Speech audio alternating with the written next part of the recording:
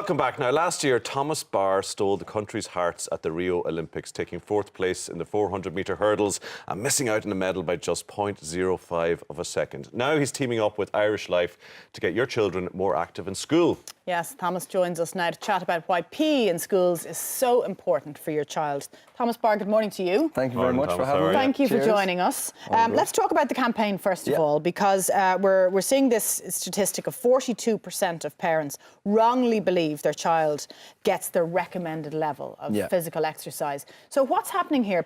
Children are supposed to do PE, I suppose, and maybe they're not doing it. Yeah, and like there's more statistics like that the teachers believe. I think it's like 80% of teachers believe that the system isn't actually that it needs to change. And that it's not fit for purpose. So this is like the Irish Life Health Schools Fitness Challenge. It's a simple challenge. It's already started on the 9th of October and it runs until the 24th of November. Over 6 weeks. The kids will do a bleep test, if anyone remembers what they were. It's basically just to test your cardiovascular fitness levels. And then they'll do it again at the end, and they'll train in between, basically and it's just a show to get into a habit of doing exercise and to try and show kids that like small steps can make a massive difference to their fitness levels. And overall. Amongst girls, we were chatting during the break, the levels are much higher. I know Professor Niall Moyne is passionate about that, isn't he? Very. Because girls drop out of sport much quicker and much more often at a much than younger boys. age, whereas I think boys, I think with girls, it's a self-confidence sort of thing. And this hopefully will sort of try and instill a bit more self-confidence that, try and get kids of both boys and girls involved equally, There's a bit of debate about whether, it's key, it has to be a more important part of the curriculum, whether it should become an exam subject or what the treatment of it should be, but certainly it does need to be taken seriously, I guess. Oh yeah, definitely. Like I think an exam subject, it should be something that is examined. Like they say your health is your wealth, we study maths, we study everything else and it's all examinable. Why not examine? But obviously it'll have to be somewhat subjective, everybody. Because not everybody enjoys or suited to it. Yeah, not everyone's going to be at the same level or whatever. So I think if it became an exam subject, it would definitely be a good thing because it would be taken more seriously in schools, and it wouldn't be something that like, okay, the school will say, okay, this is something that we have to assign, every week, an hour or two a week, but it would actually become more sort of seriously. I'm also fascinated by someone like you, Thomas, because we produce very few world-class athletes. It's such a hard thing to get to the level you're at right now. What's your background in terms of school and development? Were you hothoused from a young age? Oh, he's going to be a great hurdler from a young age. No. How did you get to where you are?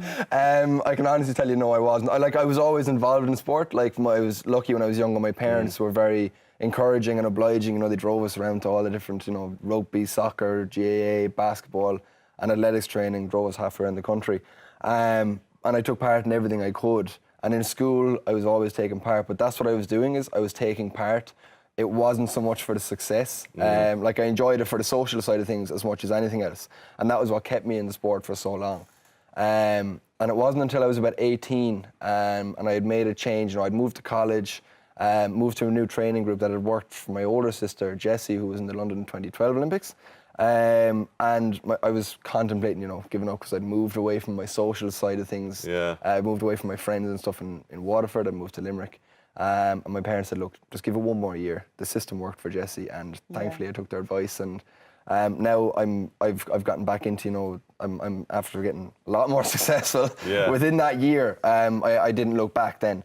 And it's kind of the rest is history, really. And I'm still, for the same reason, I still enjoy training. So enjoyment is still... Yeah, it's still the key part for me. Still has to be there for you. Yeah. Well, how can you enjoy something like what happened to you in London, though? That's what you put so much into your year. It's not like football where you have another game next week to bounce back. But people don't remember basically the morning of your 400-metre World Championship final in August this year.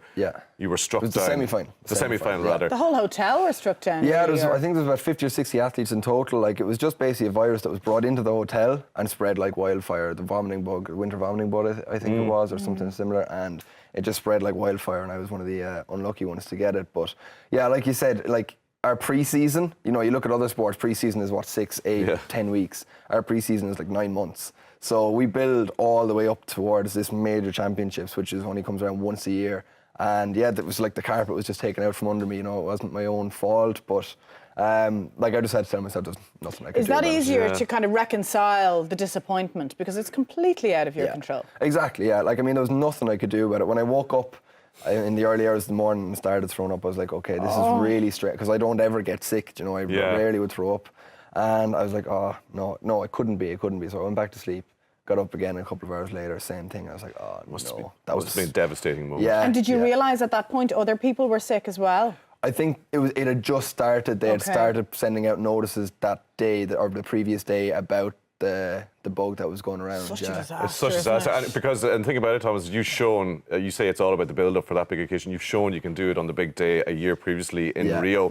Did that change your life completely? How did it change your life? What happened in Rio? Completely. Like, I didn't realise, when I was out in Rio, I didn't realise the scale of things until I actually got home. And I was being recognised everywhere, and I realised, okay, now I have to actually be careful what I'm doing and what I'm saying. But yeah, no, it took a long time to get used to, but it's cool. Like, and I know it's not going to last forever, so I'm going to try and keep maintaining the kind of profile that I have and keep building on it.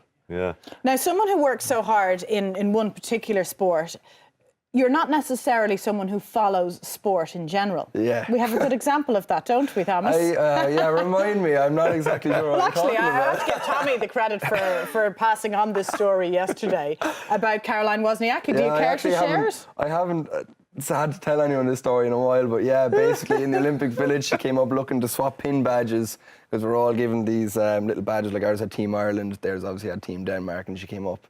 And there was myself, Ray Flynn, the walking coach, and Alex Wright, one of the walkers, was sitting there. Alex knew exactly what was going on. Stayed quiet for the whole thing. Me and Ray hadn't a clue. He was like jaw on the floor. So we were there chatting her away, and, you know, schmoozing her and looking for her number and whatever else. Chatting her up? Basically, yeah. And she was like, no, you know, I dated a Northern Irish guy before, and, you know, Penny still And you're still... dropped. I hadn't a clue. And you still didn't know? No, it was only when she left then, Alex was like, you know who that was, don't you? I was like, no. And even when he said her name, Caroline Wozniacki, I was still like, no. Come I looked it up on Twitter then, it was like 2-point-something million followers. Like, oh, okay, now it makes sense. Oh, God. Yeah. Did you give her the pin in the end? No, she actually flew out the next day, so missed that opportunity. Might have been Caroline. You're the big loser in this situation, I think. You Our never lovely know. Thomas here. You never know. Yeah. It's a great story to have. She said that if we ever did cross paths again, it might be fate, do you know? There you go. So there you go. It's still open. But that just makes it sound like such a wonderful experience, meeting all these people from different countries, the buzz of it. And I guess it's something you want to get back now. 100%. Like, it's that, I love being in that high performance environment. You know, it's a little bubble where everyone is not a high profile, but a high performance athlete. You're all in the same place. Everyone's in the same level. So it becomes the norm.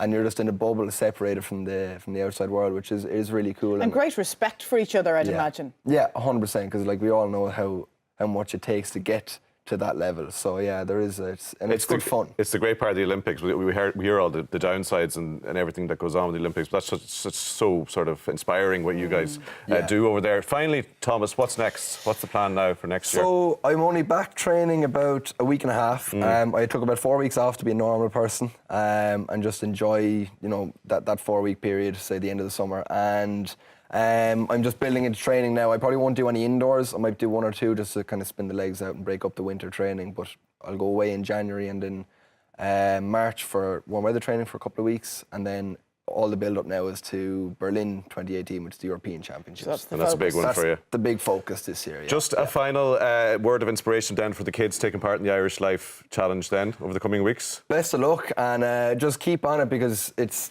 very easy to actually build up your fitness levels, build up your confidence and everything over, you know, just stick with it, because over 6 weeks you'll see the benefits at the end. You know, nothing is going to happen overnight, but just stick with it, because it's a long road. And you could end up chatting up tennis players in the Olympic Village like our Thomas here.